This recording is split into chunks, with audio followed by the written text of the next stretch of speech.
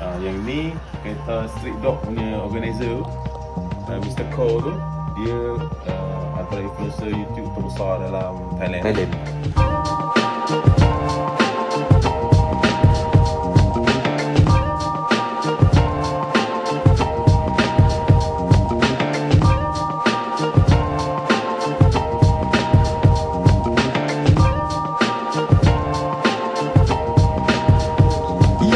So, hang ajak naik atas.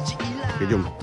Hello guys, akhirnya kita sampai dekat Hangs Garage. Alright, so ini dia Tuan Hangs. Ini akhirnya baru-baru masuk, dia terus tunjuk Sefiro baru dia. Oh, terbuka. So ini Sefiro dia beli dekat Street Dog. Memang sama Street Dog. Influencer lah.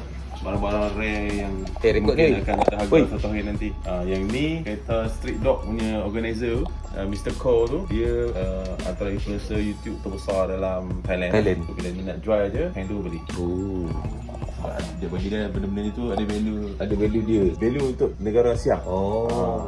So beli masa tu condition macam ni ke? Macam ni. Dia beli macam tu dia simpan. Macam tu simpan.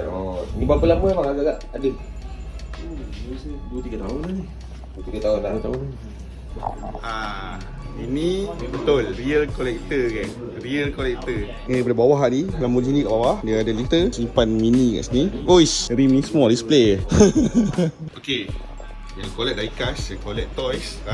Ini belakang aku, dinding ni penuh dengan semua model GTR and Skyline. Kat tengah ni memang yang besar dia. 34, 32, 33, 34, 35. Aku ada, Camry ada. Ni silap ada tu yang design nama dia semua complete mat. Cakap dengan yang livery punya version. Kau. Dekat dinding kita naik tangga tadi ni pun ada lagi Tomica. Penuh bermacam-macam model ada. Bahagian sini kereta mat. Kereta jadi table dia.